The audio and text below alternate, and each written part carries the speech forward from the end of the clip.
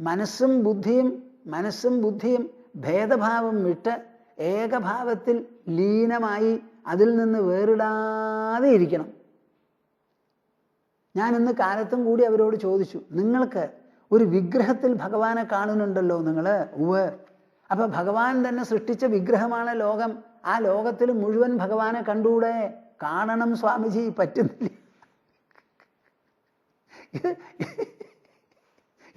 ഇത് പറ്റാനായിട്ട് എവിടെ പോകണമെന്നാണ് ഞാൻ ചോദിക്കണേ. നോക്കൂതാ, ഇങ്ങനെ ഒരു സാധനത്തിൽ നിങ്ങൾ ഭഗവാനെ കാണും. ഇത് നമ്മൾ കൊത്തിയുണ്ടാക്കിയിട്ടുള്ള ഒരു വിഗ്രഹമാണ്. അതിൽ നമ്മൾ ഭഗവാനെ കാണുമ്പോൾ വിഗ്രഹമാണ് നോക്കണത്, ഭഗവാനാണ് ഉണ്ടെന്ന് പറയണത്. അപ്പൊ ഭഗവാൻ തന്നെ ഉണ്ടാക്കിയിട്ടുള്ള ഈ ഭൂമിയും പ്രപഞ്ചവും അതിലും നിങ്ങൾ ഇത് വലിയ ഭഗവാനാണല്ലോ എന്ന് വിചാരിക്കാൻ എന്താ വിഷമം? എല്ലാവരും ചിരിക്കും. എത്ര എളുപ്പമാണ് ഈ സംഗതി. പക്ഷെ അവരോട് പറഞ്ഞാൽ അതിൽ ഏഷ്യനില്ല. ഇതെന്ത് ഗ്രഹപ്പഴയപ്പം അത് പറഞ്ഞ് ഞാൻ തോറ്റു കഴിഞ്ഞു. നിരാശയുണ്ടെന്ന് ഞാൻ സമ്മതിക്കുന്നില്ല, പക്ഷെ ക്ഷീണുണ്ട്. അവിശ്രാന്ത സ്വഭാവസ്യ കസമാധി കഥം ചവാ. അവിശ്രാന്ത സ്വഭാവസ്യ, മനസ്സിന് വിശ്രമം വേണം നിങ്ങൾക്ക്. മനസ്സിന് വിശ്രമം എപ്പോഴാ വരിക? മനസ്സിൽ നിന്ന് വ്യത്യസ്തമായിട്ട് ഒരു വികാരമില്ല, ചിന്തയില്ല, ഭാവമില്ല. മനസ്സ് തന്നെയാണ് ഈ ചിന്തയാവുന്നത്. ഞാൻ അവരോട് ചോദിച്ചു, നിങ്ങൾ എന്നോട് മറുപടി പറയും ഇപ്പം തന്നെ. മനസ്സുകൊണ്ട് തീ എന്ന് വിചാരിച്ചാൽ നിങ്ങൾക്ക് പൊള്ളുവോ ചോദിച്ചു. ഇല്ല. മനസ്സുകൊണ്ട് കറുത്ത നിറം വിചാരിച്ചാൽ മനസ്സ് കറക്കുവോ? ഇല്ല. മരണം കണ്ടാൽ മരിക്കുവോ? ഇല്ല. ജനനം കണ്ടാൽ ജനിക്കുവോ? ഇല്ല. അപ്പൊ നിങ്ങൾക്ക് ചിന്തകളിൽ നിന്ന് പിന്നെ എന്താ പൊല്ലാപ്പ്? അവർ ചിരിച്ചു, ഒന്നുമില്ല സ്വാമിജി. ഒന്നുമില്ല എന്ന് പറഞ്ഞാൽ ഇല്ല എന്ന് പറഞ്ഞ് സമ്മതിച്ചൂടെ? മനസ്സിന്റെ ചിന്ത എങ്ങനെയാ മനസ്സിനെ വിഷമിപ്പിക്കുന്നത്? ഇപ്പൊ വെള്ളം ഇങ്ങനെ കുതിച്ചൊലിച്ച് ഓടിപ്പോണു.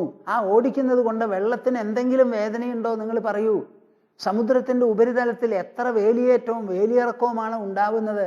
അതുകൊണ്ട് ആ സമുദ്രജലത്തിന് എന്തെങ്കിലും കരച്ചലോ വിങ്ങലോ ഉണ്ടോ ഒന്ന് പറയും നിങ്ങൾ.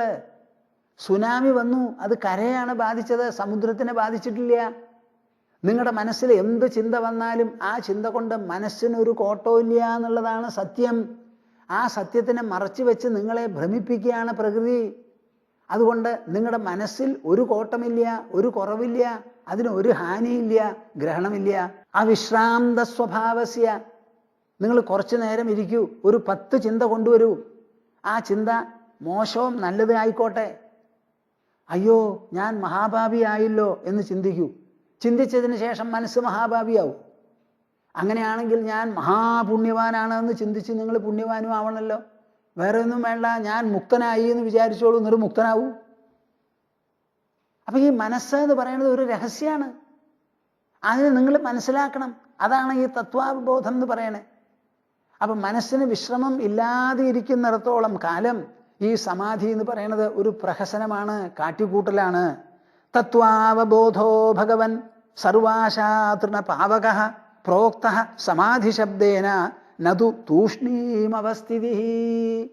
ഞാൻ ഇതൊക്കെ നിങ്ങളോട് പറയണോപ്പാ. തത്വാവബോധോ ഭഗവൻ സർവാശാതൃണപാവക. സർവ എല്ലാ ആശ ആഗ്രഹം, തൃണപാവക ഈ എല്ലാ ആശകളെയും ഓരോ പുൽക്കൊടി പോലെ പുല്ല് പോലെ കണക്കാക്കുകയാണെങ്കിൽ ആ പുൽക്കൊടിയുടെ കൂമ്പാരത്തിന് മുഴുവനും ഒരു തീപ്പെട്ടിക്കൊള്ളി ഉരത്തി വെച്ചാൽ എങ്ങനെയാണോ കംപ്ലീറ്റ് ആയിട്ട് കത്തി ദഹിച്ചു പോവുക, അതുപോലെ ദഹിപ്പിക്കുന്നതാണ് തത്വാവബോധാഗ്നി. കേൾക്കുന്നുണ്ടോ നിങ്ങൾ? നിങ്ങളുടെ മനസ്സിലുള്ള ആശക്കൂമ്പാരങ്ങളെ മുഴുവനും ദഹിപ്പിക്കാനുള്ള അഗ്നി ഏതാ? പുറത്തുള്ള അഗ്നി കൊണ്ട് ശരീരേ ചൂടുള്ളൂ, ദഹിക്കുള്ളൂ. മനസ്സിനെ ദഹിപ്പിക്കാൻ പറ്റില്ല. അപ്പൊ മനസ്സും മനസ്സിലുള്ള ആശകളെയും കൂടി കൂട്ടായി കൂമ്പാരത്തോടെ ദഹിപ്പിക്കണമെങ്കിൽ തത്വാവബോധോ ഭഗവൻ. മനസ്സ് വിട്ട് ഒരു ചിന്തയില്ല.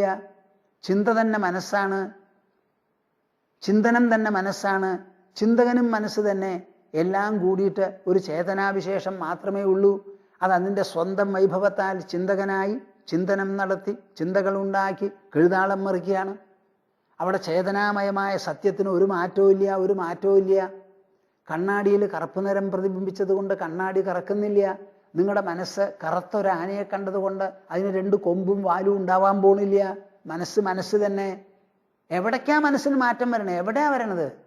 പിന്നെ എന്ത് ഭ്രാന്താ നിങ്ങൾ ഈ പറയണത്? ആനയെ കണ്ടതുകൊണ്ട് എനിക്ക് കൊമ്പും വാലും ഉണ്ടായി എന്ന് പറയുന്നവരുണ്ട്. ആനയെ പ്രതിഫലിപ്പിക്കുന്നുണ്ട് നിങ്ങളുടെ മനസ്സ്. ആ പ്രതിഫലനം അതിൻ്റെ പാട്ടിൽ പോണു. ഇവിടെ പ്രതിഫലനം എവിടെയാ? മനസ്സിൽ. പ്രതിഫലിക്കുന്നത് എന്താ? മനസ്സ് തന്നെ. മനസ്സിൻ്റെ തന്നെ ഒരു ഇംപ്രിന്റ് ഉണ്ടാക്കുകയാണ്. അവിടെ മനസ്സല്ലാതെ രണ്ടാമതൊരു വസ്തു അവിടെ വരുന്നില്ല, പ്രതിഭാസിക്കുന്നില്ല. അപ്പൊ സർവ്വചിന്തകളും ഒരു കടുകട നിങ്ങളുടെ മനസ്സിനെ ബാധിക്കുന്നില്ല. മനസ്സിന്റെ ശക്തി കൊണ്ടാണ് ചിന്തിക്കുന്നത്. ഈ സത്യം മനസ്സിലാക്കുന്നവനാണ് മനസ്സിലുള്ള ആശകൾ മുഴുവനും പുൽക്കൊടി കൂമ്പാരം കത്തിപ്പോകുന്ന മാതിരി പോയി ശുദ്ധമാവുന്നത്. തത്വാവബോധോ ഭഗവൻ സർവാശാ തൃണപാവകഃ പ്രോക്തഃ സമാധിശബ്ദേന നതു തൂഷ്ണീം അവസ്ഥിതി. ഇങ്ങനെ സർവ ആശകളെയും ദഹിപ്പിച്ച് ഇല്ലാതെയാക്കുന്ന തത്വാവബോധം, ആത്മതത്വബോധം എന്തുണ്ടോ ആ ആത്മതത്വബോധത്തെ, ബുദ്ധിയിൽ ഉദിക്കുന്ന ആ ബോധത്തെയാണ് പ്രോക്തഃ സമാധിശബ്ദേന. കേൾക്കുന്നുണ്ടോപ്പാ? അതിനെയാണ് സമാധി എന്ന ശബ്ദം കൊണ്ട് സൂചിപ്പിക്കുന്നത്. സമാധി എന്ന് പറഞ്ഞാൽ ഇങ്ങനെ ഇരിക്കണതല്ല. എല്ലാറ്റിനെയും നാം ആധാനം ചെയ്ത് അനുഭവിക്കാൻ വേണ്ടി എവിടെ കൊണ്ടുവരുന്നുവോ അതാണ് ഈ സമാധി. നമ്മുടെ മനസ്സ്, അന്ധക്കരണം. ആ അന്ധക്കരണത്തിൽ ഉദിക്കുന്നതാണ് തത്വാവബോധം. ആ ബോധം കൊണ്ട് നമ്മൾ എന്ത് മനസ്സിലാക്കി? നമ്മുടെ ഉള്ളിലുള്ള ചേതനാസ്വരൂപമായ പ്രജ്ഞയുണ്ടല്ലോ, ആ പ്രജ്ഞ തൻ്റെ സ്വന്തം വൈഭവം കൊണ്ടാണ് ഈ ത്രിപുടിയെ ഉണ്ടാക്കുന്നത്. ചിന്തകൻ, ചിന്തനം, ചിന്ത. വിചാരവാൻ, വിചാരം, വിചാരണം, വിചാരം. ഈ പ്രജ്ഞ ഉണ്ടാക്കി തീർക്കുന്നതാണ് ഇത് മുഴുവനും. അവിടെ മൂന്നെണ്ണമില്ല, വിഭജനമില്ല. വിഭജന പ്രതീതിയാണ്, മൂന്നിൻ്റെ പ്രതീതിയാണ്. വസ്തു ഒന്നേ ഉള്ളൂ എന്ന് മനസ്സിലാക്കി പിന്നെ ആഗ്രഹിക്കുന്നത് എന്തിന്? ആഗ്രഹിച്ചിട്ട് എന്ത് കാര്യം? ആഗ്രഹം എന്തിനോടാ? എൻ്റെ മനസ്സിനെ ആഗ്രഹിക്കണം. ഞാൻ നടക്കുന്നത് എപ്പോഴാ? നിൽക്കുന്ന സ്ഥലം വിട്ട് വേറെ ഒരു സ്ഥലത്തെത്താനാ. എനിക്ക് എത്തേണ്ട സ്ഥലം ഞാൻ നിൽക്കുന്ന സ്ഥലമാണെങ്കിൽ പിന്നെ നടക്കണ്ടല്ലോ. അതുമാതിരി എനിക്ക് ആഗ്രഹിക്കാൻ ഈ ലോകത്തൊന്നുമില്ല. എന്താഗ്രഹിച്ചാലും എൻ്റെ മനസ്സ് തന്നെയാണ് എല്ലാം. ഞാനൊരു സാധനം ആഗ്രഹിച്ചു, അത് കിട്ടിയെന്ന് പറയുന്നത് ആരാ? മനസ്സ്. അതിൽ സന്തോഷിക്കുന്നത് ആരാ? മനസ്സ്. എനിക്ക് ആ സാധനം കിട്ടുമ്പോൾ ഞാൻ ഇതിനു വേണ്ടി ആഗ്രഹിച്ചു, ഇത് കിട്ടി, ഇത് എവിടെയായിരിക്കുക? എൻ്റെ അടുത്തിരിക്കും. അതോ ഉള്ളിലേക്ക് പോവോ? മൂക്ക് കൂടിയോ വായ കൂടിയോ കുത്തിത്തിരിക്കും മനസ്സിൻ്റെ അവിടേക്ക് ചെല്ലില്ലല്ലോ. അപ്പൊ ആഗ്രഹങ്ങൾ അർത്ഥരഹിതമാണ്, ആവശ്യമില്ല. മനസ്സ് മാത്രമേ നമുക്കിവിടെ ആവശ്യമായിട്ടുള്ളൂ എന്ന് മനസ്സിലാക്കി തത്വാവബോധോ ഭഗവൻ സർവാശാ തൃണപാവകഃ പ്രോക്തഃ സമാധിശബ്ദേന നതു തൂഷ്ണീമവസ്ഥിതി. അല്ലാതെ മിണ്ടാതിരിക്കുന്നതല്ല സമാധി. ഇത് എത്ര തവണ ഞാൻ പറയണം? മിണ്ടാതിരിക്കുന്നതല്ല സമാധി. മൗനം ദീക്ഷിക്കുന്നതല്ല സമാധി. ചമ്രം പടിഞ്ഞ് വിരല് കോർത്ത് കണ്ണടച്ച് ആസനത്തിലിരുന്ന് വടിപോലെ ഇരിക്കുന്നതല്ല സമാധി. സമാധി ഒരു പരിശീലനമാണ്. ആ പരിശീലനത്തിൻ്റെ ഉദ്ദേശം നമ്മുടെ ഉള്ളിൽ പ്രബോധമുണ്ടാവണം. ആ പ്രബോധത്തിൻ്റെ വെളിച്ചത്താൽ ആഗ്രഹങ്ങൾ വിട പറയണം, ഭേദബുദ്ധി അസ്തമിക്കണം. ഏകം ഒന്ന് മാത്രമേ എല്ലാമായി സ്ഫുരിക്കുന്നുള്ളൂ എന്ന ഉറപ്പ് സുദൃഢമാകണം. ഇതാണ് സമാധിയുടെ ഉദ്ദേശം. സമാഹിത നിത്യതൃപ്ത യഥാഭൂതാർത്ഥദർശിനി സാധോ സമാധിശബ്ദേന പരാ പ്രജ്ഞോച്യതേ ബുധൈഹി. നിങ്ങൾ എൻ്റെ കൂടെ നിൽക്കണേ. നതു തൂഷ്ണീം അവസ്ഥിതി. മിണ്ടാതെ മൗനം ദീക്ഷിച്ച് ചമ്രം പിടിഞ്ഞിരിക്കുന്നതല്ല സമാധി. പിന്നെ എന്താണ് സമാധി? സുരഘു പറയുകയാണ്, സമാഹിത നിത്യതൃപ്ത യഥാഭൂതാർത്ഥദർശിനി സാധോ സമാധിശബ്ദേന പരാ പ്രജ്ഞോച്യതേ ബുധൈഹി. ബുധൈഹി അറിവുള്ള ഒരാൾ പറയപ്പെടുന്നു. എന്താ പറയപ്പെടുന്നത്? പ്രജ്ഞ, ശുദ്ധബോധം, കോൺഷ്യസ്നെസ്. എന്താണോ മനസ്സായി മനനപ്രക്രിയ നടത്തുന്നത്, ബുദ്ധിയായി ബോധനപ്രക്രിയ നടത്തുന്നത്, അഹങ്കാരമായി അസർട്ട് ചെയ്യുന്നത്, ആ സാധനമുണ്ടല്ലോ, ആ പ്രജ്ഞ, അതാണ് സമാധി ശബ്ദം കൊണ്ട് അർത്ഥമാക്കേണ്ടത്. സമാഹിത നിത്യതൃപ്ത യഥാഭൂതാർത്ഥദർശിനി. സമാഹിത, സമാഹിത എന്നുള്ള വാക്കിന് അർത്ഥം എന്താ? സ്വനിയന്ത്രണത്തിൽ, തൻ്റെ വശത്തിലുള്ളത്. നിത്യതൃപ്ത, നിരന്തരം തൃപ്തമായിരിക്കുക. നിങ്ങളുടെ മനസ്സ് തൃപ്തമാണോ? ശുദ്ധമാണോ? സന്തുഷ്ടമാണോ? ആപ്തകാമത്വമുണ്ടോ? ഇതാണ് ചോദ്യം. അങ്ങനെ വേണ്ടതുപോലെ സ്വായത്തമായി തൻ്റെ അധീനത്തിൽ നിരന്തര സന്തോഷത്തോടുകൂടി യഥാഭൂതാർത്ഥദർശിനി. എങ്ങനെയാ ഞാനിതിനെ അർത്ഥം പറയേണ്ടത്? യഥാഭൂതാർത്ഥദർശിനി. ഈ ലോകത്തെ മുഴുവൻ, ലോകവസ്തുക്കളെ മുഴുവൻ അത് എങ്ങനെ ഉണ്ടായിട്ടുണ്ടോ, എങ്ങനെ നിലനിൽക്കുന്നുവോ അതേ രൂപത്തിൽ കണ്ടറിയുന്നവൻ. നിങ്ങൾ മനസ്സിലാക്കുന്നുണ്ടോ കൂട്ടരെ? ഈ ലോകം എങ്ങനെയാ ഉണ്ടായത്? നിങ്ങളുടെ ശരീരമടക്കം. നമ്മളാരും ഉണ്ടാക്കിയതല്ലല്ലോ ഇത്. ഇതാരും ഉണ്ടാക്കിയതാ? ലോകം മുഴുവനും ഉണ്ടാക്കിയത് മഹത്തായിരിക്കുന്ന ഒരു ഹേതുവാണ്. ആ ഹേതു, ആ മൂലപ്പൊരുൾ, അതിനെയാണ് പരബ്രഹ്മം, ജഗദീശ്വരൻ എന്നൊക്കെ പറയുന്നത്. ആ ഈശ്വരൻ സ്വതന്ത്രമായി നിർമ്മിച്ച ലോകം, പഞ്ചഭൂതങ്ങൾ, അതിൽപ്പെട്ട ഭൂമി, ഭൂമണ്ഡലം. ആ ഭൂമണ്ഡലത്തിൽ സ്വയം വിരിഞ്ഞു പൊന്തിയതാണ് ഇവിടെയുള്ള ജീവജാലങ്ങൾ മുഴുവനും. അതിൽപ്പെട്ട ഏറ്റവും മൂർധന്യത്തിലുള്ള ഏറ്റവും ഉത്തമ സൃഷ്ടിയാണ് മനുഷ്യൻ. ഈ സൃഷ്ടിയിൽ നിങ്ങൾ കാണേണ്ടത് എന്താ? ആരിതിനെ രചിച്ച് നിലനിർത്തുന്നുവോ ആ മഹത് പ്രഭാവത്തെയാണ് കാണേണ്ടത്. അപ്പോൾ ഈ പ്രപഞ്ചം മുഴുവനും,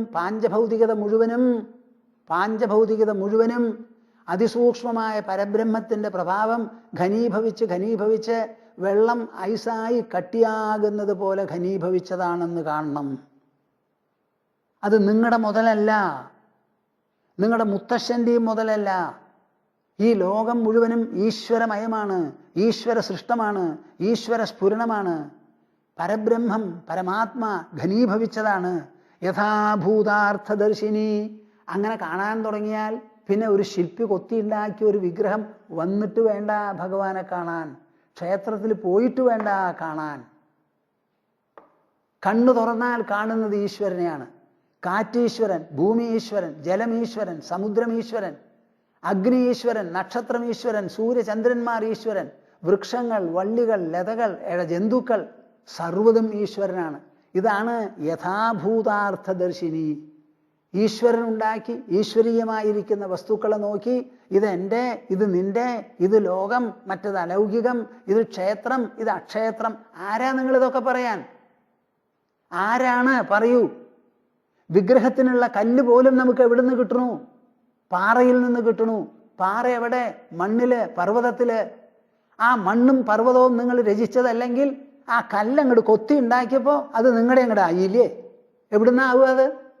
കൊത്തി ഉണ്ടാക്കാൻ ഉപയോഗിച്ച ലോഹം ആര് തന്നു? ഉളി ആരുണ്ടാക്കി? നിങ്ങളുടെ കൈയും കാലും ആരാ രൂപപ്പെടുത്തിയത്?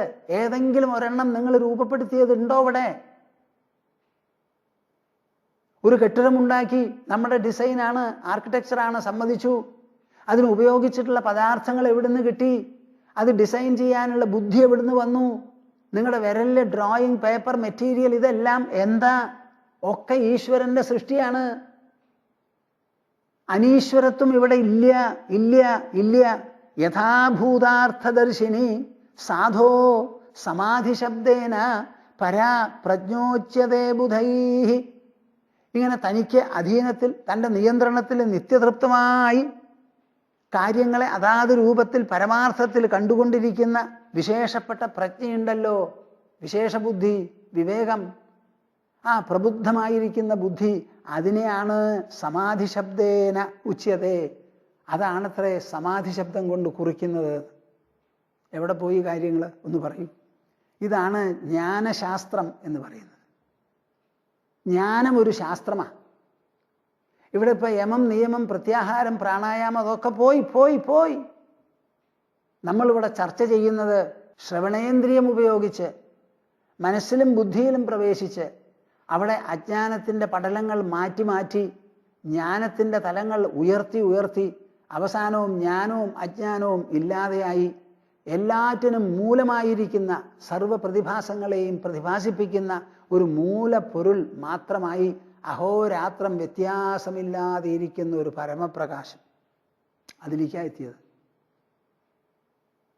നിങ്ങൾ കണ്ണുകൊണ്ട് എന്ത് കണ്ടാലെന്ത്, കാതുകൊണ്ട് എന്ത് കേട്ടാലെന്ത്, നാവ് കൊണ്ട് എന്തെങ്കിലും രുചിക്കുകയോ സംസാരിക്കുകയോ ചെയ്താൽ എന്ത്, ഒരു വ്യത്യാസവുമില്ല. ആ വ്യത്യാസബുദ്ധി, ഭേദബുദ്ധി മുഴുവനും അസ്തമിച്ച് ഒരൊറ്റ മൂലതത്വത്തെ സർവത്ര പ്രകാശിക്കുന്നതായി കാണുന്നത് എപ്പോഴോ അപ്പോഴാണ് ശരിയായിട്ടുള്ള സമാധി. സമാഹിത നിത്യതൃപ്ത യഥാഭൂതാർത്ഥദർശിനി സാധോ സമാധിശബ്ദേന പരാ പ്രജ്ഞോച്യതേ ബുധൈ. അറിവുള്ളവർ ഇങ്ങനെയാണ് പറയുന്നത്. അക്ഷുബ്ധ നിരഹങ്കാര ദ്വന്ദ്വേഷു അനനുപാദിനി പ്രോക്ത സമാധിശബ്ദേന മേരോഹോ സ്ഥിരതരാകൃതി. ഞാൻ എന്തിനാ ഇതൊക്കെ പറയണമെന്ന് തോന്നുന്നുണ്ടോ നിങ്ങൾക്ക്? ഭൂമാനന്ദ സ്വാമിജിക്ക് വലിയ സന്തോഷമാണ് ഇത് പറയുമ്പോഴാണ് സന്തോഷം. കൃഷ്ണൻ അർജുനന് ഗീത ഉപദേശിച്ച് ഇത്ര സന്തോഷിച്ചോ എന്നുള്ള കാര്യം എനിക്ക് സംശയമാണ്. പാവം കഷ്ടപ്പെട്ടു. ഒരു കയ്യിൽ കടിഞ്ഞാണും ചാട്ടയാ, ഒരു കയ്യിൽ കടിഞ്ഞാണ്, ഒരു കയ്യിൽ ചാട്ട. എന്നിട്ട് പിന്നാക്കം തിരിഞ്ഞ് വിഷണ്ണനായിരിക്കുന്ന അർജുനോടാ പറയണത്. ഇപ്പം ഞാൻ സംസാരിക്കുന്നതോ ഒക്കെ സോഫയിലും കസേരയിലും ഇരിക്കുന്ന രസികന്മാരോടാ സംസാരിക്കുന്നത്. പിന്നാക്കം നോക്കിയിട്ടൊന്നുമല്ല ഞാൻ സംസാരിക്കുന്നത്, നിങ്ങളുടെ മുഖത്ത് നോക്കിയിട്ടാണ് സംസാരിക്കുന്നത്. അപ്പം എനിക്ക് കൃഷ്ണൻ്റെ ബുദ്ധിമുട്ടില്ല. അർജുനൻ വല്ലാതെ തകർന്നിരുന്നു, നിങ്ങളാരും തകർന്നിട്ടില്ല. അപ്പം എനിക്ക് തോന്നുക കൃഷ്ണനേക്കാളും ഭാഗ്യമുണ്ട് എനിക്ക് എന്നാ തോന്നുന്നത്. അദ്ദേഹം ഒരർജുനനോടാണ് സംസാരിച്ചത്, ഞാനോ ലക്ഷോപലക്ഷം അർജുനന്മാരോടാണ് സംസാരിക്കുന്നത്. എനിക്കിത് വലിയ ഇഷ്ടമാണ് കൂട്ടരെ. നമ്മുടെ പൂർവികർ എഴുതി വച്ചിട്ടുള്ള ഈ വിവരണങ്ങളെല്ലാം എപ്പോഴെങ്കിലും ഒന്ന് ഈ ലോകം കേൾക്കണ്ടേപ്പാ, കുറച്ചാൾക്കാരെങ്കിലും കേൾക്കണ്ടേ. ആരും ഇല്ലെങ്കിൽ ഭൂമാനന്ദ സ്വാമി സംസാരിക്കില്ലല്ലോ, ആരെങ്കിലും ചിലരുണ്ടെങ്കിലല്ലേ സംസാരിക്കുള്ളൂ. 59 കൊല്ലമായി ഈ സംസാരം തുടങ്ങിയിട്ട്. അന്നും ഞാനിത് പറയാറുണ്ട്, ഇന്നും പറയുന്നു. അന്നത്തേക്കാൾ കുറച്ചും കൂടിയൊക്കെ ഒരു വൈപുല്യം ഒരു പക്ഷേ കൂടുമായിരിക്കാം. അക്ഷുബ്ധ നിരഹങ്കാര ദ്വന്ദ്വേഷു അനനുപാദിനി പ്രോക്ത സമാധിശബ്ദേന മേരോഹോ സ്ഥിരതരാകൃതി. അക്ഷുബ്ധ, ഒരു തരത്തിലുള്ള ക്ഷോഭം, വിക്ഷുബ്ധതയില്ലാതെ. നിരഹങ്കാര, അഹങ്കാരത്തിൻ്റെ സ്പർശം ലേശം പോലും ഉണ്ടാവരുത്, ലേശം പോലും ഉണ്ടാവരുത്. കൃഷ്ണൻ ഉദ്ധവനോട് പറയുമ്പോൾ പറഞ്ഞു, ജ്ഞാനം ച മയി സന്യസേത്. സാധകൻ സമ്പാദിച്ചിട്ടുള്ള ജ്ഞാനസിദ്ധി ഉണ്ടല്ലോ, അതുപോലും എന്നിൽ സമർപ്പിക്കണമെന്ന്. ജ്ഞാനിയാണ് എന്നൊരു തോന്നൽ പോലും ഉണ്ടാവരുത്. എന്താ ഈ തോന്നൽ? ജ്ഞാനിയല്ലാതെ ആരെങ്കിലും ഉണ്ടോ? എല്ലാവരിലും ഉണ്ടല്ലോ ജ്ഞാനം. അപ്പം എനിക്ക് വിശേഷമായിട്ടൊരു ജ്ഞാനമൊന്നുമില്ല. ഉണ്ടായിട്ടുണ്ടെങ്കിൽ അത് പ്രപഞ്ചത്തിൻ്റെ ഉള്ളിലുള്ള സാധ്യത സാക്ഷാത്കരിക്കപ്പെട്ടു എന്നേ ഉള്ളൂ. ഒരു തരത്തിലും അഭിമാനമോ അഹങ്കാരമോ പാടില്ല. ദ്വന്ദ്വേഷു അനനുപാദിനി. ഈ ലോകത്തിൽ ദ്വന്ദ്വങ്ങളാണ്. ഈ ദ്വന്ദ്വങ്ങളുടെ ഇടയിൽ ഒരിക്കലും ചെന്നിറങ്ങിപ്പോകരുത്. ദ്വന്ദ്വ അതീതനായിരുന്നോളണം. സുഖം എന്ന് പറയുന്നത് മനസ്സിൻ്റെ രചന, ദുഃഖം എന്ന് പറയുന്നത് മനസ്സിൻ്റെ രചന. ഇത് രണ്ടും രചിക്കുന്ന മനസ്സാണ്. മനസ്സോ സുഖവുമല്ല ദുഃഖവുമല്ല, സുഖത്തിലുമുണ്ട് ദുഃഖത്തിലുമുണ്ട്. അപ്പം സുഖത്തിൽ പെട്ട് മോഹിക്കേണ്ട, ദുഃഖത്തിൽ പെട്ട് വേർക്കും വേണ്ട. ഇത് രണ്ടിലും ഒരുപോലെ, രണ്ടിനും അതീതമായിരിക്കുന്ന ആ മനസ്സത്തെ ഉണ്ടല്ലോ, ആ മനസ്സത്തേൽ ഉറച്ചങ്ങടിരിക്കൂ, ഉറച്ചങ്ങടിരിക്കൂ. കിണറ്റിൽ കല്ലിട്ട പോലെ. ദ്വന്ദ്വങ്ങളുടെ ഉള്ളിൽ ഭ്രമിച്ച് ചെല്ലരുത്, ചെല്ലരുത്, ചെല്ലരുത്. പച്ചയായാൽ എന്താ, നീലയായാൽ എന്താ, കറുപ്പായാൽ എന്താ, വെളുപ്പായാൽ എന്താ, എല്ലാം കണ്ണിന് കാണാനുള്ള നിറങ്ങളാണ്, നിറങ്ങളാണ്, നിറങ്ങളാണ്. ഈ നിറവ്യത്യാസങ്ങളൊന്നും നമ്മൾ ബാധിക്കേണ്ടതില്ല. എല്ലാം ഒരുപോലെ തന്നെ. ഒരു കടലാസിൽ രാവണൻ എന്ന് എഴുതിയത് കൊണ്ട് കടലാസോ എഴുതിയ പെന്നോ എഴുതിയ വിരലോ രാവണനാവോ? ആവില്ല. രാമൻ എന്നെഴുതിയാലോ? അപ്പോഴുമില്ല. ഈ എല്ലാറ്റിലും എങ്ങനെ ഇരിക്കണം? ആ എഴുത്തല്ലാത്ത, ആ വാക്കല്ലാത്ത പെൻസിലിനെയോ മഷിയെയോ പേപ്പറിനെയോ കാണുന്ന പോലെ കാണണം. ദ്വന്ദ്വേഷു ദ്വന്ദ്വേഷു അനനുപാധിനി. അതിൽ വീണു പോകരുത്, വീണു പോകരുത്. ഈയാമ്പാറ്റ തീ കണ്ട ഓടിച്ചാടി അതിൽ വീണ് മരിക്കുന്ന പോലെ ദ്വന്ദ്വങ്ങളിൽ വീണ് മരിക്കരുതേ, അതിനെ അധപ്പതിക്കരുതേ. പ്രോക്ത സമാധി ശബ്ദേന. ഇങ്ങനെ അക്ഷുബ്ധമായി നിരഹങ്കാരമായി ദ്വന്ദ്വങ്ങളിൽ പതിക്കാതെ ഇരിക്കുന്ന ആ സ്ഥിതി ഉണ്ടല്ലോ, ആ സ്ഥിതി എങ്ങനത്തതാ? മേരോഹോ സ്ഥിരതരാകൃതി. മഹാമേരു പർവ്വതം, എന്ത് കാറ്റടിച്ചാലെന്ത്, മഴ പെയ്താലെന്ത്, എന്ത് തന്നെ വന്നാലും മഹാമേരുവിന് ഒരു കോട്ടവുമില്ലാതെ അതിൽ കാറ്റടിക്കും, വർഷിക്കും, ഒലിപ്പുണ്ടാവും, നദികളുണ്ടാവും, പോവും വരവും, അത് കഴിഞ്ഞോട്ടെ, ഒരു കൂട്ടവും കുറവില്ല. അങ്ങനെ മേരുവിനെ പോലെയുള്ള ഒരു സ്ഥിരതരം നമ്മുടെ ആകൃതി ഉള്ളിൽ വന്നാൽ ആ വരവിനെയാണ്, ആ സമ്പത്തിനെയാണ്, ആ നേട്ടത്തിനെയാണ് പ്രോക്ത സമാധി ശബ്ദേന. സമാധി എന്നുള്ള ശബ്ദം കൊണ്ട് പറയപ്പെടുന്നത്, സൂചിപ്പിക്കുന്നത്, കുറിക്കപ്പെടുന്നത് എന്താ? ഈ സ്ഥിരതരമായിട്ടുള്ള ഒരവസ്ഥയാണ്. അപ്പം മനസ്സിൻ്റെയും ബുദ്ധിയുടെയും നൈശ്ചല്യം അല്ല, സ്ഥൈര്യം, അചഞ്ചലത്വം, എന്തു വന്നാലും എന്തു പോയാലും ഒരു കുലുക്കമില്ലാതെ ആത്മതൃപ്തനായി, ആപ്തകാമനായി, സ്വസ്ഥനായി തന്നിൽ തന്നെ ഇരപ്പുറപ്പിച്ചിരിക്കുന്ന ആ ധീരവീരനുണ്ടല്ലോ, ആ ആളാണ് തത്വജ്ഞൻ. അക്ഷുബ്ധാനിരഹങ്കാര ദ്വന്ദ്വേഷു അനനുപാദിനി പ്രോക്ത സമാധിശബ്ദേന മേരോ സ്ഥിരതരാകൃതി. യതഃ പ്രകൃതിബോധേന യുക്തമാത്യന്തികം മനഃ തദാരഭ്യ സമാധാനം അവ്യുച്ഛിന്നം മഹാത്മനഃ. യതഃ പ്രകൃതി ബോധേന യുക്തം ആത്യന്തികം മനഃ തദാരഭ്യ സമാധാനം അവ്യുച്ഛിന്നം മഹാത്മനഃ. ശരിയായ ബോധം. ഈ ധ്യാനത്തിൻ്റെ ഉദ്ദേശം എന്താ? നമ്മുടെ ഇന്ദ്രിയങ്ങളെയെല്ലാം ഒരു വിധത്തിൽ പിൻവലിപ്പിച്ച് കണ്ണടച്ച് ഒരു പ്രവൃത്തിയും ചെയ്യാതെ കൈകോർത്ത് മടിയിൽ വെച്ച് ധ്യാനിക്കുന്നു. അപ്പോൾ ശരീരവും ശരീരാംഗങ്ങളും ഒക്കെ നിശ്ചലമായി പ്രവർത്തിക്കുന്നില്ല.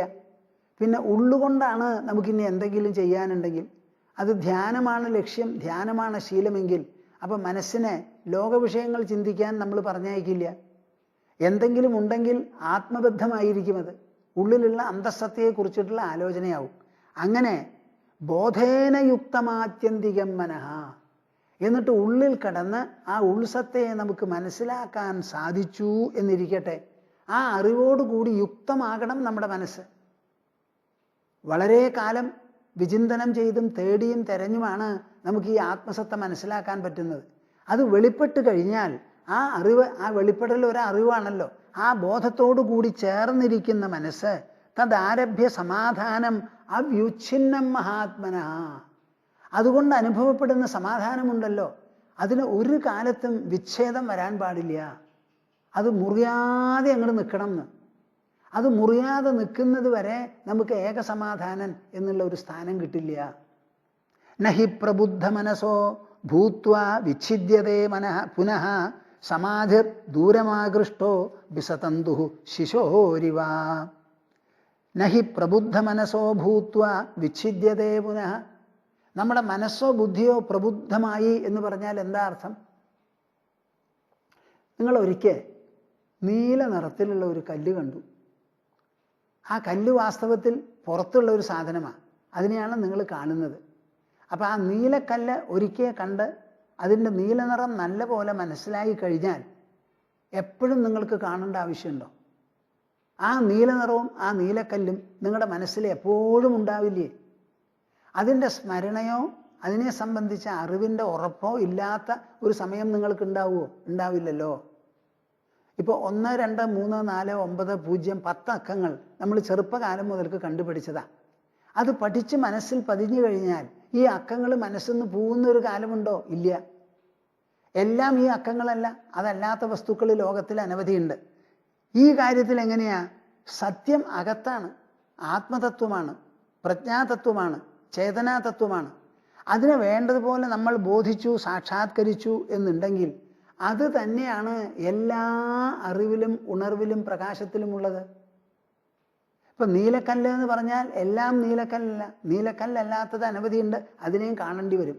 ഈ തത്വത്തിനെ സംബന്ധിച്ചിടത്തോളം ഈ തത്വം തന്നെയാണ് സർവ്വപ്രകാശങ്ങളിലുമുള്ളത്.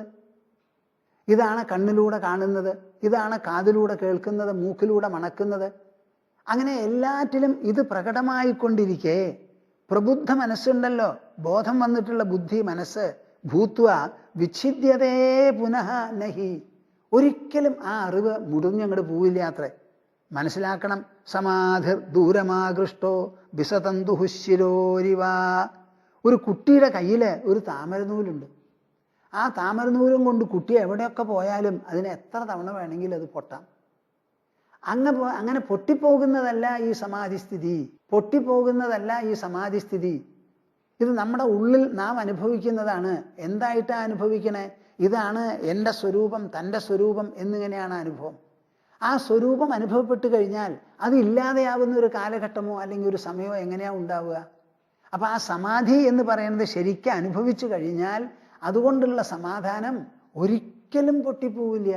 അതിന് മുറിവില്ല, മങ്ങലില്ല, അതിന് ഛേദമേൽക്കില്ല, ഒരു തരത്തിലും ഒന്നും ഏശാത്തതാണ്.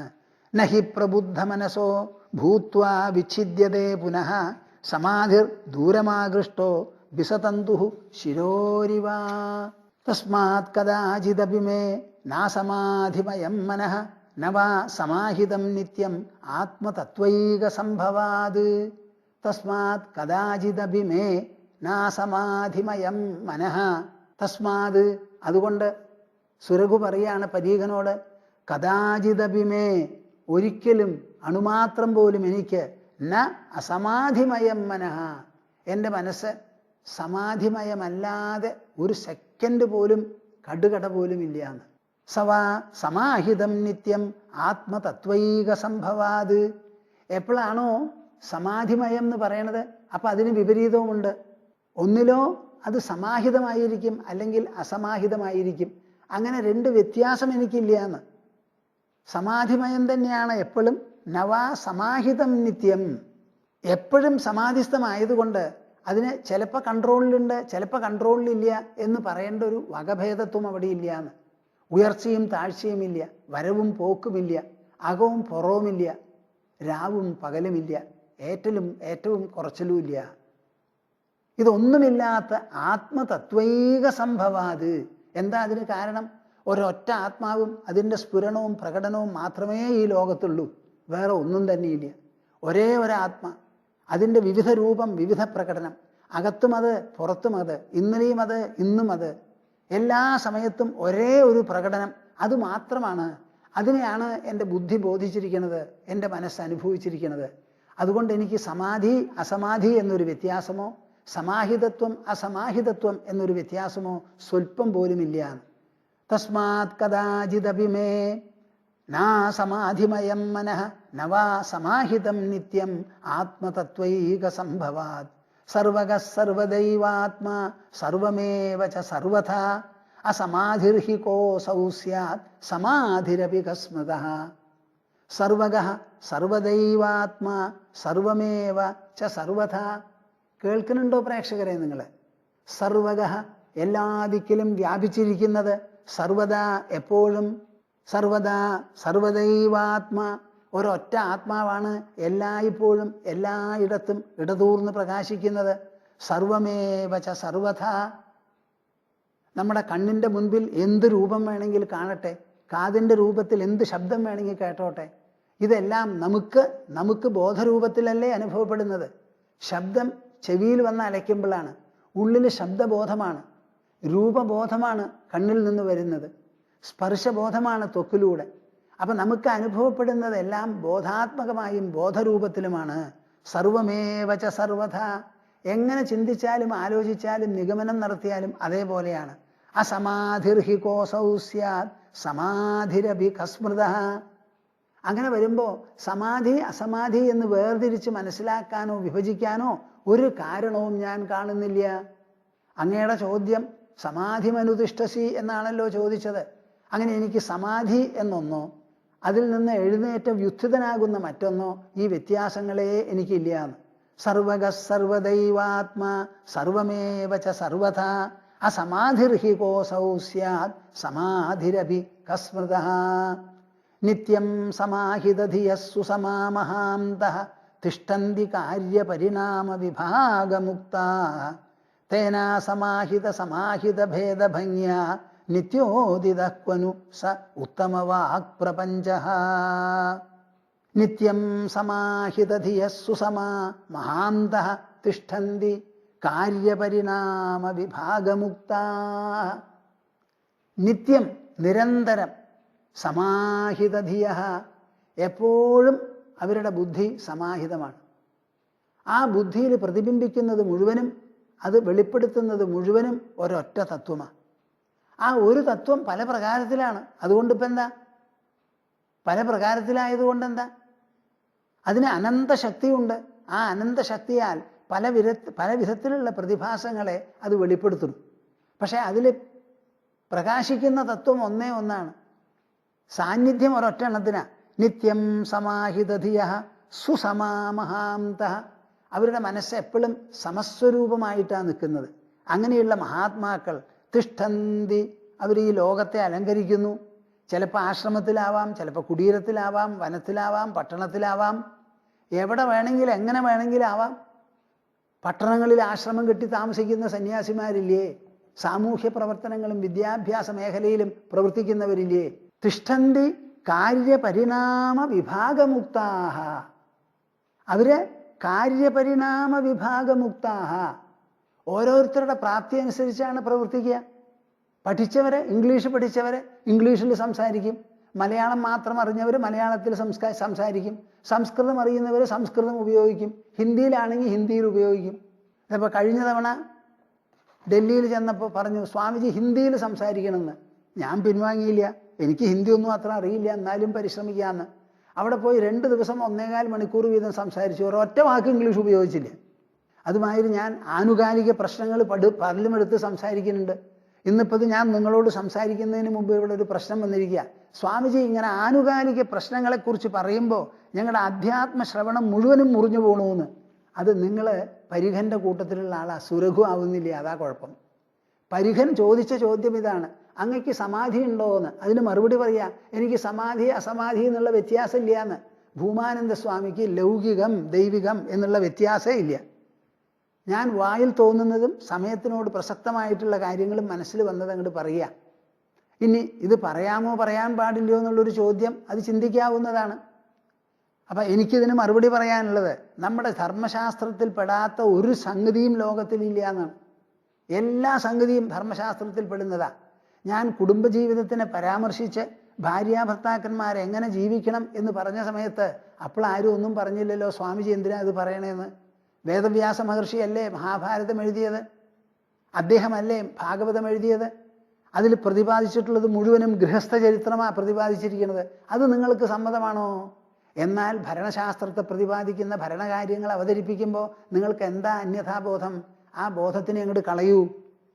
ഈ വിദ്യ തുരുമ്പ് പിടിച്ചു പോണത് എന്താന്ന് പറഞ്ഞാൽ, താടിയും തലയും നരച്ച് ലോകത്തിനും വീടിനും വേണ്ട എന്ന് പറയുന്ന കുറേ ആൾക്കാർ കൃഷ്ണ കൃഷ്ണ രാമ രാമ ഗോവിന്ദ ഗോവിന്ദ എന്ന് പറഞ്ഞിരിക്കാനാണ് ഈ അധ്യാത്മം എന്നുള്ള ചോദ്യം. ഞങ്ങളുടെ ആശ്രമത്തിൽ സുന്ദർ എന്ന് പറഞ്ഞിട്ടൊരാൾ വന്നിട്ടുണ്ട് ബാംഗ്ലൂരിൽ നിന്ന്. അപ്പോൾ അദ്ദേഹം വെബ്സൈറ്റ് ഡിസൈനൊക്കെ ചെയ്യാൻ വന്നിട്ടുള്ള ആളാണ്. അപ്പോൾ പത്മാകർ എന്നോട് പറഞ്ഞു, സുന്ദർ വന്നിട്ടുണ്ട്.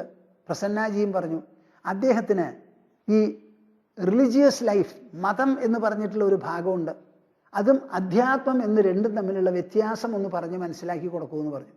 ഇന്നലെ 1.25 മണിക്കൂർ നേരം ഇംഗ്ലീഷിൽ സത്സംഗത്തിന് അദ്ദേഹത്തിന് മാത്രം വേണ്ടി ഞാൻ സംസാരിക്കേ.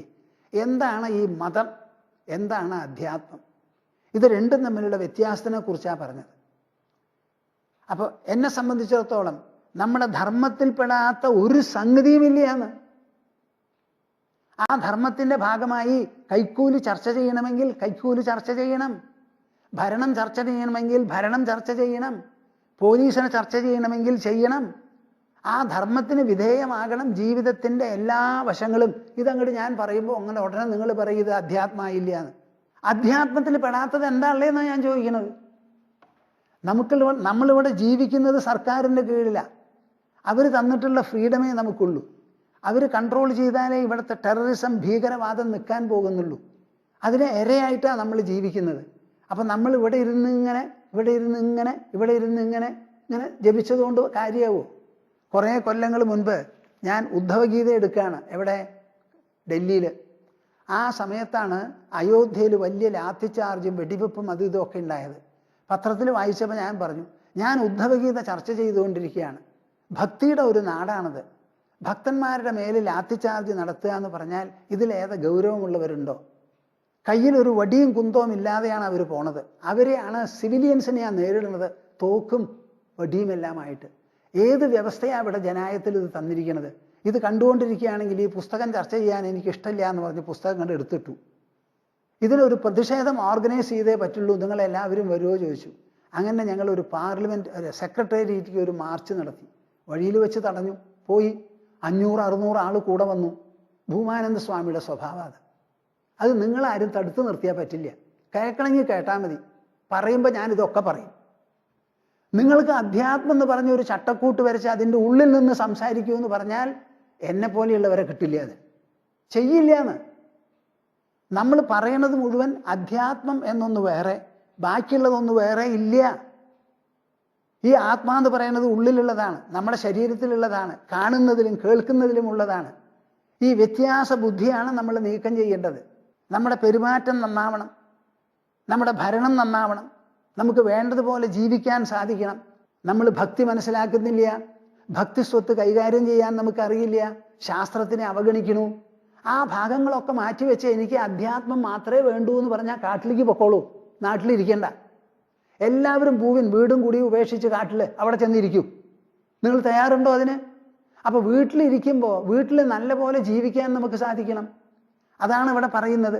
ഞാനിത് പറയുമ്പോൾ ഉടനെ തട്ടുമാറി സ്വാമിജി അങ്ങോട്ട് പോയി ഇങ്ങോട്ട് പോയി, എനിക്ക് അങ്ങനെയുള്ള വ്യത്യാസം ഇല്ല കൂട്ടരെ. അതാണ് ഇപ്പം ഞാനിവിടെ പറഞ്ഞ് മനസ്സിലാക്കുന്നത്. അസമാധിർഹി കോസൗ സ്യാത് സമാധിരപി കസ്മൃതഹാന്ന്. ശരിയായിട്ടുള്ള തത്വബോധം സമ്പാദിച്ച ഒരു മനുഷ്യന് ചിലത് സമാധി ചിലത് സമാധി ഇല്ല എന്നുള്ള വ്യത്യാസമേ ഇല്ല. നിത്യം സമാഹിതധിയ സുസമാമഹാന്ത. നിരന്തരം അവർ സമാഹിത ധികളാണ്, ബുദ്ധികളാണ്.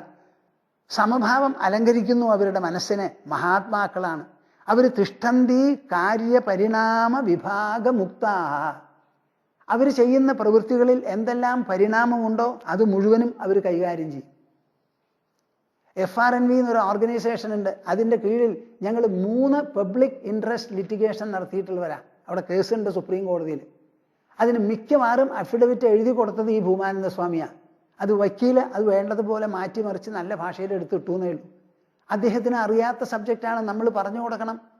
ഇത് സ്വാമിജി ചെയ്യരുതെന്ന് പറഞ്ഞാൽ ഞാൻ എങ്ങനെയാണ് സ്വീകരിക്കുക? എൻ്റെ രാജ്യത്തിൻ്റെ നന്മയാണ്, നമ്മുടെ സംസ്കാരത്തിൻ്റെ പരിരക്ഷണത്തിന് വേണ്ടിയിട്ടുള്ളതാണ്. ഇവിടെ ജനങ്ങൾക്ക് സമ്പത്ത് വേണം, സൗഭാഗ്യം വേണം, സമാധാനം വേണം. ഇവിടെ കളവും ചതിയും കുറയണം, ബലാത്സംഗത്തിന് സ്ഥാനം ഉണ്ടാവരുത്. ഇത് ശബ്ദമുയർത്താൻ നിങ്ങൾ ഗൃഹസ്ഥന്മാർ പുറപ്പെടുന്നില്ലല്ലോ. അത് കണ്ടിട്ട് എങ്ങനെയാണ് മിണ്ടാതിരിക്കുക? ഞാനൊരു ജ്ഞാനിയാണ്, എനിക്ക് അധ്യാത്മേ വേണ്ടൂ എന്ന് പറഞ്ഞാൽ ഊണ് കഴിക്കരുത്, വായു ശ്വസിക്കരുത്, വെള്ളം കുടിക്കരുത്, എന്നിട്ടിരുന്നാൽ പറയണത് ശരി. അതല്ലാത്തടത്തോളം കാലം ലൗകികം ലോകത്തിൽ തന്നെയാണ് നമ്മുടെ ജീവിതം. ആ ജീവിതത്തിൽ ആധ്യാത്മികത കൊണ്ടുവരുന്നതിലാണ് നമ്മുടെ സക്സസ്സും നമ്മുടെ വിജയവും. തിഷ്ഠന്തി കാര്യ പരിണാമ വിഭാഗമുക്താഹ. ഞാൻ യോഗവാസിഷ്ഠ രാമായണത്തിനെ പറ്റി ലേഖനങ്ങൾ എഴുതും. അതേ കമ്പ്യൂട്ടറിൽ അതേ വിരൽ ഉപയോഗിച്ച് അതേ സ്ക്രീനിലാണ് ഞാൻ ഇങ്ങനെയുള്ള കാര്യങ്ങളും ഓരോന്നും എഴുതുന്നത്. പലരും പല എഴുത്തും എഴുതും, ആ എഴുത്തിന് മറുപടി അയക്കണം. ചിലതൊക്കെ ലൗകികമാവും, ചിലതൊക്കെ ഗാർഹികമാകും, ചിലത് സങ്കടമാവും, ചിലത് അഭിലാഷമാവും. ഇതിനെ എല്ലാറ്റിനെയും എനിക്ക് ട്രീറ്റ് ചെയ്യണമല്ലോ. ലോകത്തിൽ ജീവിക്കുന്നവരാണ് എല്ലാവരും, അവരുടെ സങ്കടങ്ങളൊക്കെ ലൗകികമാണ്. ഞാൻ അധ്യാത്മേ പറയുള്ളൂ എന്ന് പറഞ്ഞാലോ? അധ്യാത്മം തന്നെ ലൗകിക സങ്കടങ്ങൾ പരിഹരിച്ച് സന്തോഷമുണ്ടാക്കാൻ വേണ്ടിയിട്ടുള്ളതാണ്. തിഷ്ഠന്തി കാര്യ പരിണാമ വിഭാഗമുക്താഃ തേനാ സമാഹിത സമാഹിത ഭേദഭംഗ്യ നിത്യോദിതഃ ക്വനു സ ഉത്തമവാഗ് പ്രപഞ്ചഃ. അതുകൊണ്ട് പരിഘ എനിക്ക് പറയാനുള്ളത് എന്താ? തേനാ സമാഹിത സമാഹിത ഭേദഭംഗ്യ. അങ്ങ് ചോദിച്ചുവല്ലോ, സമാധി മനുതിഷ്ഠസീന്ന്, എപ്പോഴും സമാധിയിൽ ഇരിക്കുന്നുണ്ടോ എന്ന് ചോദിച്ചുവല്ലോ. തേന അതിനാൽ അസമാഹിത സമാഹിത ഭേദഭംഗ്യ. ഞാൻ ചില സമയത്തൊക്കെ സമാഹിതനാണ്, ചില സമയത്ത് അസമാഹിതനാണ്. ഇങ്ങനെയുള്ള വ്യത്യാസമുണ്ടല്ലോ, ആ വ്യത്യാസം എനിക്കില്ല. നിത്യോദിത ക്വനുസ ഉത്തമവാഗ് പ്രപഞ്ച. നിത്യോദിത, എപ്പോഴും എന്നിൽ ഉദിക്കുന്നത് എൻ്റെ ഉള്ളിലുള്ള ആത്മാവാണ്. അതിനെക്കുറിച്ചാണ് നിങ്ങൾ പറയുന്നത് സമാഹിതത്വം അസമാഹിതത്വം എന്ന്. ഇപ്പം ഞാൻ സംസാരിക്കുന്ന സമയത്ത് എന്താ സംസാരിക്കുന്നത്? എൻ്റെ ഒരേ നാവ്, ഒരേ തൊണ്ട, ഒരേ മനസ്സ്, ഒരേ ലോകം, ഒരേ ജീവിതം. ആ ഒരേ ജീവിതത്തിലും ഒരേ ലോകത്തിലും ഒരേ നാവ് കൊണ്ടും ഒരേ തൊണ്ട കൊണ്ടും സംസാരിക്കുമ്പോൾ നിങ്ങൾ എങ്ങനെയാ പെട്ടെന്ന് വന്നിട്ട് സ്വാമിജി ഇത് ലൗകികം, ഇത് അധ്യാത്മം, സ്വാമിജി അധ്യാത്മമേ പറയാവൂ ലൗകികം പറയരുത് എന്ന് പറഞ്ഞാൽ ലൗകികത്തിലാണ് ഈ അധ്യാത്മം. ലൗകികമായ ശരീരത്തിലാണ് പരമാത്മാ പ്രകാശിക്കുന്നത്. ഈ ശരീരമില്ലെങ്കിൽ ആത്മപ്രകാശമില്ല, ഈ ലോകമില്ലെങ്കിൽ ഈശ്വര ചിന്തയുമില്ല. ഈ ലോകമാണ് ഈശ്വരനെ കാണിച്ചു തരുന്ന കണ്ണാടി. അപ്പൊ ലോകത്തിനെ പറ്റി പരാമർശിക്കാതെയോ പരിഗണിക്കാതെയോ ഒരു ഈശ്വര ചർച്ചയോ വിശ്വാസമോ ഫലപ്രദമല്ല, ബന്ധമുണ്ടാവില്ല. അങ്ങനെ വിചാരിച്ചിട്ടാണ് നമ്മൾ കെട്ടുപോയത്. ഇപ്പോഴും ഇന്ത്യയെ പറ്റിയിട്ടുള്ള ഒരു പരാതി എന്താ? നമ്മുടെ ഇന്ത്യ ഇത്രയധികം സ്പിരിച്വൽ ആണല്ലോ, എന്നാൽ നിങ്ങളുടെ രാജ്യത്തിൽ എന്താ ഇത്രയധികം സ്കാം ഉള്ളത് എന്ന് ചോദിക്കുന്നു. അവർ ചോദിക്കുന്ന ചോദ്യം സ്പിരിച്വാലിറ്റിയോട് ബന്ധപ്പെട്ടതല്ലേ? You say India is so cultural, so great, so pure, so austere, so auspicious. Why is it in your country there is no civic sense? There is so much of ill hygiene there. No hygiene is there. Cleanliness is not there. People are not behaving well. എന്താ ഇതിന് കാരണം? How can you say spirituality goes along with this kind of a distorted world? എന്നാണ് അവർ ചോദിക്കുന്നത്. ഇതിന് മറുപടി ഉണ്ടോ? എന്താ കാരണം? ഇവിടുത്തെ സ്പിരിച്വാലിറ്റി അകന്ന് ഒരു ഗുഹയിൽ കഴിഞ്ഞുകൂടി, അത് ലോകത്തിലേക്ക് ഇറങ്ങി വന്നിട്ടില്ല. നമ്മുടെ വീടുകൾ വൃത്തിയും വെടുപ്പോടു കൂടി വയ്ക്കാൻ, കുട്ടികൾ നുണ പറയാതെ സത്യസന്ധന്മാരായി ജീവിക്കാൻ, അധ്യാപകന്മാർ വൃത്തികെട്ട പരിശീലനങ്ങളില്ലാതെ അധ്യേതാക്കളെ വേണ്ടതുപോലെ പുത്രസമം സ്നേഹിച്ച് അവരെ പഠിപ്പിച്ചു കൊടുക്കാത്തത് കൊണ്ട്, ഉദ്യോഗസ്ഥന്മാരെല്ലാവരും ശമ്പളം മാത്രം ഒതുങ്ങി നിൽക്കാതെ കിമ്പളം വാങ്ങിക്കൊണ്ട്, ഇങ്ങനെ സർവത്ര നശിപ്പും നാശമേ ഇവിടെ ഉള്ളൂ. ഇതിനെന്താ കാരണം? സ്പിരിച്വാലിറ്റി ലോകത്തിലേക്ക് ഇറങ്ങി വന്ന് ഒരു ശുദ്ധ പ്രക്രിയ, ഒരു നവീകരണ പ്രക്രിയ നടത്താത്തത് കൊണ്ടാണ്. അതിൻ്റെ ഭാഗമാണ് ഞാൻ ഈ പറയുന്നത് മുഴുവനും. അപ്പം ആ പറയുന്നത് അധ്യാത്മത്തോട് ബന്ധപ്പെട്ടതല്ല എന്ന് നിങ്ങൾ എങ്ങനെ വാദിക്കുന്ന എൻ്റെ ചോദ്യം? ഇവിടെ സുരഘു പരീഖനോട് ചോദിക്കണമാതിരിയാണ് ഞാൻ ചോദിക്കുന്നത്. ഏതാണ് ഇവിടെ അധ്യാത്മം? ഏതാണ് ഇവിടെ അനധ്യാത്മം? എവിടെയാണ് ഈശ്വരൻ? എവിടെയാണ് അനീശ്വരൻ? അനീശ്വരൻ ഇല്ലല്ലോ ഇവിടെ, ഈശ്വരൻ മാത്രമല്ലേ ഉള്ളൂ, അധ്യാത്മം മാത്രമല്ലേ ഉള്ളൂ. നിങ്ങളുടെ വ്യക്തിത്വമാണ് അധ്യാത്മം, ശരീരവും കൂടി അതിൽ നിന്ന് വന്നതാണ്. നിങ്ങൾ കാണുന്ന ലോകം നിങ്ങൾ കാണുന്നതിനാൽ അധ്യാത്മമായി, നിങ്ങൾ പറയുന്നതിനാൽ അത് അധ്യാത്മമായി, നിങ്ങൾ ചിന്തിക്കുന്നതിനാൽ അത് അധ്യാത്മമായി. അധ്യാത്മമില്ലാതെ ഈ ലോകത്തിനെ കാണാനോ പറയാനോ പരാമർശിക്കാനോ സാധ്യമല്ല. അതാണ് ഇവിടെ സുരഘു പറയുന്നത്. ഇതാണ് പരമതത്വം. തേനാ സമാഹിത ഭേദഭംഗ്യ നിത്യോദിത ക്വനുസ ഉത്തമവാഗ് പ്രപഞ്ച. പരീഖന് അതിശയം തോന്നി. ചോദിച്ച ചോദ്യം സമാധിയുണ്ടോ എന്നുള്ള ചോദ്യമാണ് ചോദിച്ചത്. ആ ചോദ്യത്തിൻ്റെ മുകളിൽ സുരഘു അത് ചർച്ച ചെയ്ത് എവിടെയാ കൊണ്ടെത്തിയത്? ഇതാണ് ഏകസമാധാനം എന്ന് പറയുന്നത്. ഇത് കേട്ട് പരസ്പരം എന്തുണ്ടായി? പരീഖന്റെ ജ്ഞാനത്തിന് കുറെ കൂടി സ്ഥിരീകരണം കിട്ടി.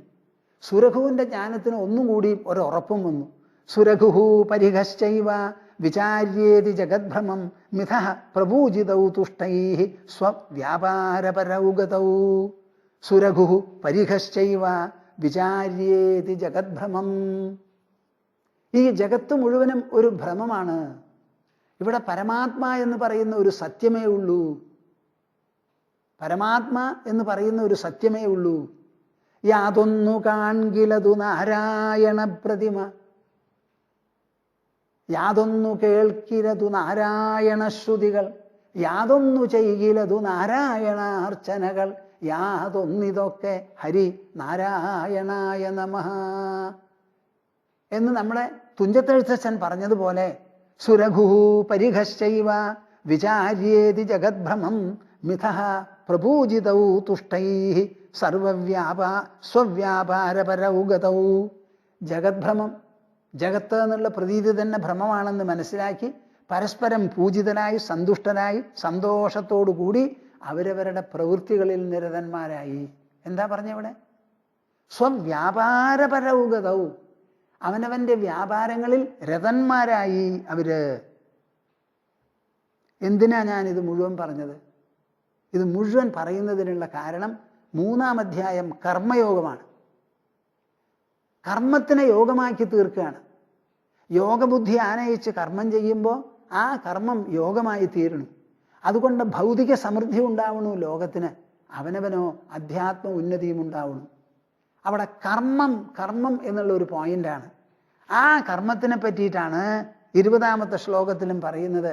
കർമ്മണൈവ ഹി സംസിദ്ധിം ആസ്ഥിത ജനകാദയ ലോകസംഗ്രഹമേവാപി സംപശ്യൻ കർത്തുമർഹസി. ഈ ശ്ലോകത്തിൽ നിന്നാണ് ഞാൻ പറയാൻ തുടങ്ങിയത്. കർമ്മത്താലാണ് ജനകാദികൾ പോലും സംസിദ്ധി കൈവരിച്ചിരിക്കുന്നത്. കർമ്മം വിട്ട് ഓടിപ്പോയിട്ടല്ല. ലോകസംഗ്രഹത്തിന് വേണ്ടിയും കർമ്മം ചെയ്യേണ്ടത് ആവശ്യമാണ്. അതുകൊണ്ട് അർജുന, കർമ്മനിരതത്വം യോഗവിരുദ്ധമല്ല, അധ്യാത്മവിരുദ്ധമല്ല. ആധ്യാത്മികത സമ്പാദിക്കാൻ ഉപയുക്തമാക്കി തീർക്കണം കർമ്മത്തെ.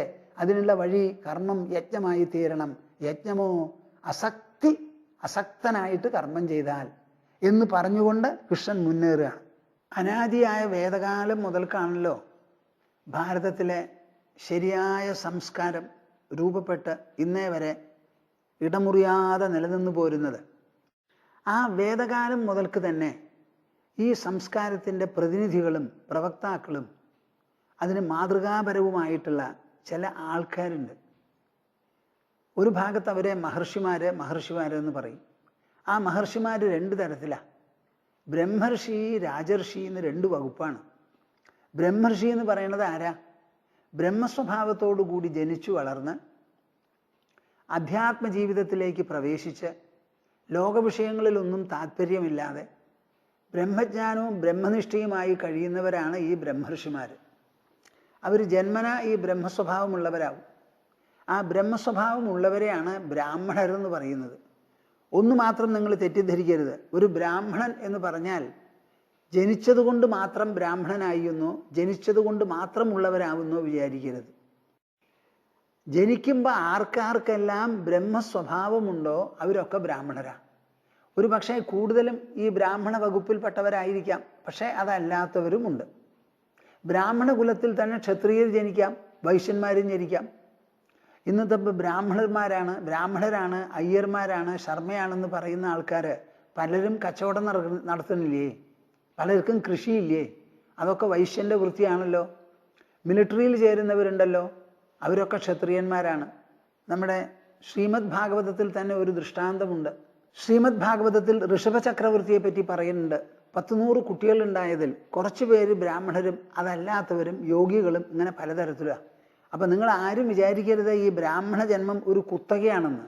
അങ്ങനെയില്ല. അവരുടെ വകുപ്പിൽ ഒരു പക്ഷേ കൂടുതലുണ്ടാവാം, അത് നിഷേധിക്കാൻ പോണ്ട. പക്ഷെ ആർക്ക് വേണമെങ്കിൽ ബ്രാഹ്മണനായി ജനിക്കാം, ക്ഷത്രിയനുമായി ജനിക്കാം, വൈശ്യനും ശൂദ്രനുമായി ജനിക്കാം. അവരുടെ സ്വഭാവവിശേഷം കൊണ്ടാണ് ഈ നിർണയം. ജാതി കൊണ്ടാണെങ്കിൽ പിന്നെ ശാസ്ത്രം പറയേണ്ട ആവശ്യമില്ലല്ലോ. കാക്കയ്ക്ക് ജനിച്ച കുട്ടികളൊക്കെ കാക്കയാണ്, പോത്തിന് ജനിച്ചതൊക്കെ പോത്തുകളാണ്.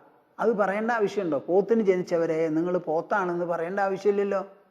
അപ്പോൾ ശാസ്ത്രം പറയുന്ന സമയത്ത് പ്രത്യക്ഷമായി കണ്ടാൽ മനസ്സിലാക്കാൻ പറ്റാത്തതും എന്നാൽ പ്രത്യക്ഷ ഫലം നൽകുന്നതുമായ കാര്യങ്ങളെക്കുറിച്ച് മാത്രമേ വെളിപ്പെടുത്തേണ്ട ആവശ്യമുള്ളൂ. അഗ്നി ചൂടാണെന്ന് പറയേണ്ട ആവശ്യമുണ്ടോ? ഇല്ല. അഗ്നി തണുക്കുകയാണെങ്കിൽ ഇന്ന ചുറ്റുപാടിൽ അല്ലെങ്കിൽ സാഹചര്യത്തിൽ അഗ്നിക്ക് തണുപ്പ് വരും എന്ന് വേണമെങ്കിൽ പറഞ്ഞു തരാം. അപ്പോൾ പ്രത്യക്ഷമായ കാര്യങ്ങളെയല്ല ശാസ്ത്രം വെളിപ്പെടുത്തുന്നത്, അപ്രത്യക്ഷമായ ഘടകങ്ങളെയാണ്. അതുകൊണ്ട് ഒരു ബ്രാഹ്മണ കുലത്തിൽ ജനിച്ചാലും ആ ആൾ ബ്രാഹ്മണനായിക്കൊള്ളണം എന്നില്ല. ആ ആളുടെ സ്വഭാവവിശേഷം അനുസരിച്ച് ആ ആൾ ബ്രാഹ്മണനാണോ, ക്ഷത്രിയനാണോ, വൈശ്യനാണോ, ശൂദ്രനാണോ എന്നിങ്ങനെ തരം തിരിച്ചു വേണം ഗ്രഹിക്കാനും പിന്തുടരാനും എന്നാണ് ശാസ്ത്രം ഉദ്ബോധിപ്പിക്കുന്നത്. അപ്പോൾ ബ്രഹ്മർഷിമാരൊരു ഭാഗത്ത്, പിന്നെ രാജർഷിമാരെ പറ്റി കൃഷ്ണൻ തന്നെ ഇതിൽ പ്രതിപാദിക്കുന്നുണ്ട് ഭഗവത്ഗീതയിൽ. ആ സമയത്ത് ഒരു പക്ഷേ അതിനെപ്പറ്റി കൂടുതൽ വിവരിക്കാം. അപ്പോൾ ഈ ബ്രഹ്മർഷിമാരും രാജർഷിമാരും നമുക്ക് ദൃഷ്ടാന്തങ്ങളും മാതൃകാപുരുഷന്മാരുമാണ്. അങ്ങനെ അങ്കിരസുണ്ട്, ഉദ്ദാലകനുണ്ട്, വാൽമീകി മഹർഷി, അങ്ങനെ പലരും ഉണ്ടല്ലോ. അതുമാതിരി ജനകൻ ഒരു രാജർഷിയായിരുന്നു. ബ്രഹ്മർഷിമാർക്ക് എത്രത്തോളം സ്ഥാനമാനങ്ങളുണ്ടോ, അവരെത്രത്തോളം ദൃഷ്ടാന്തമാണോ, അതേമാതിരി അതേ പന്തിയിലാണ് രാജർഷിമാരെയും നമ്മുടെ സംസ്കാരം നിർത്തിയിരിക്കുന്നത്. അപ്പം ജനകനെ കുറിച്ച് കൃഷ്ണൻ പ്രത്യേകിച്ചും പറയുന്നു. ഈ ജനകന്റെ സദസ്സിൽ യാജ്ഞവൽക്യൻ പ്രത്യക്ഷപ്പെടുന്ന പല സന്ദർഭങ്ങളുമുണ്ട്. യാജ്ഞവൽക്യൻ ഒരു ബ്രാഹ്മണനായിരുന്നു, അദ്ദേഹം വലിയ ഒരു ബ്രഹ്മജ്ഞന. യാജ്ഞവൽക്യൻ സന്യാസിയൊന്നും ആയിരുന്നില്ല. അവിടെയാണ് ഗാർഗി വന്നു എന്ന് പറയുണ്ടായല്ലോ. അങ്ങനെ പലരും വന്ന് ജനകൻ എന്ന് പറയുന്നത് ഒരു മാതൃകാ ജ്ഞാനിയാണ്. ആ ജനകനെ പറ്റി പറയുകയാണ്. അത് പറയുമ്പോൾ ജനകനെ പറ്റി ചില പ്രത്യേക പ്രസ്താവനകളുണ്ട്, പ്രസിദ്ധമാണത്. അദ്ദേഹം പറയുകയാണ്, മിഥില മുഴുവൻ കത്തിയെരിഞ്ഞു പോയാലും എനിക്ക് ഒരു തരത്തിലും ഒരു നഷ്ടബോധമില്ല എന്ന് പറയുന്ന ഒരു വിശേഷപ്പെട്ട ദൃഷ്ടാന്തമാണ് ബ്രഹ്മജ്ഞാനത്തിൻ്റെയും ബ്രഹ്മജ്ഞാനികളുടെയും. സുസുഖം ബത ജീവാമി യസ്യമേ നാസ്തി കിഞ്ചന മിഥിലായാം പ്രദീപ്തായാം നമേ ദഹ്യതി കിഞ്ചന. ഇതെന്തിനാ ഞാനിവിടെ പറയുന്നത്? നിങ്ങൾ ആ പ്രസക്തി വിട്ടുപോകരുത്. കർമ്മണൈവ ഹി സംസിദ്ധിം ആസ്ഥിതാ ജനകാദയ ലോകസംഗ്രഹമേവാപി സംപശ്യൻ കർത്തുമർഹസി. അർജുന, എന്തു തന്നെ വന്നാലും ശരി, ഇപ്പം അർജുനന് മോക്ഷം കിട്ടി, ആത്മജ്ഞാനിയായി, ഇനി ലോകത്തിൽ ഒന്നും വേണ്ട. ഇപ്പം എനിക്ക് ഈ ലോകത്തിൽ ഒന്നും കിട്ടേണ്ടതോ കൊടുക്കേണ്ടതോ ആയിട്ടില്ല, എന്നാലും ഞാൻ കർമ്മനിരതനല്ലേ. അപ്പം തനിക്ക് കിട്ടിയതൊക്കെ കിട്ടി എന്ന് പറഞ്ഞ ഒരു സ്വാർത്ഥ ചിന്തയുടെ പേരിൽ ഞാൻ ലോകത്തിൽ മറ്റുള്ളവർക്ക് ഗുണം ചെയ്യില്ല എന്ന് പറഞ്ഞ് ഒഴിവാകുന്നത് ശരിയല്ല. പ്രത്യേകിച്ചും ഒരു ക്ഷാത്ര തേജസ്സുള്ളവന്, ക്ഷത്രിയ വംശത്തിൽ ജനിച്ചവന്. ലോകസംഗ്രഹം ഉദ്ദേശിച്ചെങ്കിലും പ്രവൃത്തി മണ്ഡലത്തിൽ നിന്ന് ഒഴിവാവരുത് എന്ന് പറഞ്ഞ് അവിടെയാണ് ഈ ജനകനെ ഉദാഹരിക്കുന്നത്. ജനകൻ എല്ലാ വിധത്തിലും ആപ്തകാമനാണ്. അദ്ദേഹത്തിന് ഒന്നും കിട്ടാനും കൊടുക്കാനുമില്ല. ബ്രഹ്മജ്ഞാനത്തിൻ്റെ പരമസീമയിൽ അങ്ങേ അറ്റത്തെത്തിയിട്ടുള്ള ആളാണ്. അദ്ദേഹം പിന്നെയും സിംഹാസനത്തിലിരുന്ന് രാജ്യം ഭരിച്ചുകൊണ്ട് ബ്രഹ്മസദസ്സുകൾ പലപ്പോഴും വിളിച്ചുകൂട്ടി ബ്രഹ്മജ്ഞാനികളെയും ജിജ്ഞാസുക്കളെയും എല്ലാം പ്രോത്സാഹിപ്പിച്ചുകൊണ്ട് സമ്മാനം നൽകിക്കൊണ്ട് പല വിധത്തിലും അദ്ദേഹം ജനങ്ങൾക്ക് അലങ്കാരവും ആവശ്യവുമായി ജീവിക്കണ്ടായി. അദ്ദേഹത്തിനെ പറ്റി പറയുന്നതാണ് മഹാഭാരതം ശാന്തിപർവത്തിൽ 276 അധ്യായത്തിൽ 4-ാമത്തെ ശ്ലോകമാണിത്.